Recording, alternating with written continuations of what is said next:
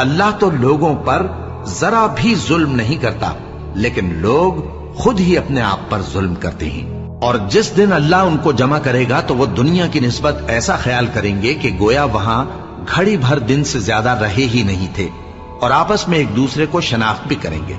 جن لوگوں نے اللہ کے روبرو حاضر ہونے کو جھٹلایا وہ خسارے میں پڑ گئے اور راہیاب نہ ہوئے۔ اور اے پیغمبر، اگر ہم کوئی عذاب جس کا ان لوگوں سے وعدہ کرتے ہیں تمہاری آنکھوں کے سامنے نازل کریں یا اس وقت جب ہم تمہیں اٹھا لیں، بہرحال ان کو ہمارے ہی پاس لوٹ کر آنا ہے۔ پھر جو کچھ یہ کر رہے ہیں اللہ اس کو دیکھ رہا ہے۔ اور ہر ایک امت کی طرف پیغمبر بھیجا گیا، پھر جب ان کا پیغمبر آ جاتا ہے تو ان میں انصاف کے ساتھ فیصلہ کر دیا جاتا ہے اور ان پر ظلم نہیں کیا جاتا۔ اور یہ کہتے ہیں کہ اگر تم سچے ہو تو جس عذاب کا یہ وعدہ ہے وہ آئے گا کب؟